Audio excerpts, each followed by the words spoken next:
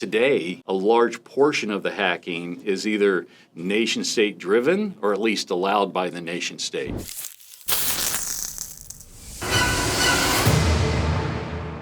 When I got into cybersecurity in 1987, some of the hacking stories were nation-state attacks about Russians or Germans or Chinese people trying to break into American computers. That was the very early days, version 1 of nation-state attacks. But by version 1, what we call, that was really the large, in this case, Chinese campaigns. This would be 1990s, where China was just breaking in. You can literally go on Wikipedia and read about all these campaigns. But back then, we didn't realize how much nation-state it was. It was a lot of China stealing information. China has stolen every bit of intellectual property and patents and confidential information that they wanted to steal at that time, and they still do to this day. You know, different nation-states have reasons why they break in. For Russia, it's to get money through ransomware. Iran does the same thing. North Korea is stealing money through bank accounts and cryptocurrencies. China is typically not stealing money. They're stealing intellectual property or information they can use to better negotiate something or make a product or something like that. And certainly saw lots of that. But what it used to be is that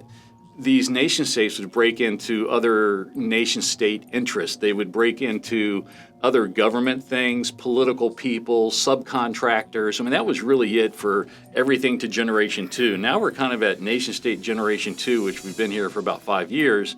And that is that the average target of a nation state attacker today is a regular company.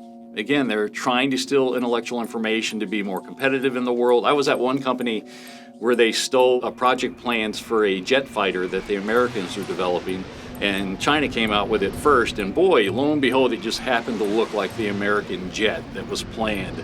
As in another company where they stole an early designs for an early eco-green friendly refrigerator, and that refrigerator came out, in China first, far cheaper, literally killed the whole division. There was like 1,000 employees that were on this division, and they couldn't be profitable because China was releasing a much cheaper version. I saw another time when they were manufacturing fake Cisco routers, and they'd even stolen the documentation for them. And what was interesting is that China tried to claim that, no, we didn't steal the Cisco router plans, we didn't steal the Cisco router documentation. But in the American documentation, there was a typo, and that typo was also in the same place in the Chinese documentation.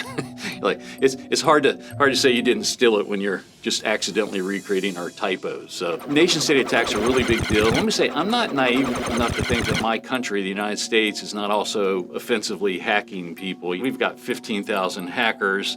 A lot of them are offensive capabilities, and they're also spying on our adversaries. That's just what nation states do.